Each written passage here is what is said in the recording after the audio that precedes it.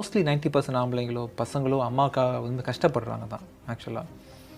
பேச்சு துணைக்கு ஆள் இல்லாமல் இருக்கலாம் சம்டைம்ஸ் வீட்டில். அதனால் பசங்க மறந்துட்டாங்கன்னு பெற்றவங்களும் நினைக்க வேண்டாம் ஆக்சுவலாக. அவன் ஓடுறான், இன்னைக்கு காலையில் வந்து போயிருக்கான், ஈவினிங் வந்து நேரம் இல்லாமல் கை கால் பெயினோட படுத்து தூங்குறான்.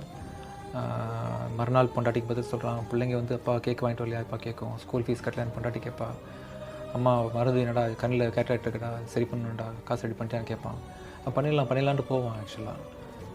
என்னடா பிள்ளை கண்டுக்க மாட்டேங்குது, நம்ம வந்து பால் ஊட்டி வளர்த்தோம் நாங்கள் அம்மா நினைப்பாங்க.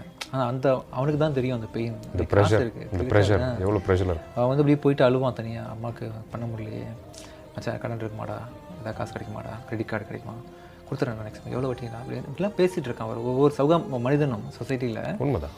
வீட்டிலேருந்து வெளியே போகிற ஒவ்வொரு ஆம்பளையும் சொல்கிறான். மோஸ்ட்லி ஆம்பளைங்களை பார்க்கும்போது கடினமாக தெரியும், வெளியேருந்து பார்க்கும்போது அவன் என்னமோ பெரிய அப்படி போகிறான். அப்புறம் அவங்களுக்குலாம் என்னடா நீங்கள் என்ன மாசமாக இருந்தீங்களா, பெற்றீங்களா அப்படின்ற மாதிரிலாம் கேட்பாங்க.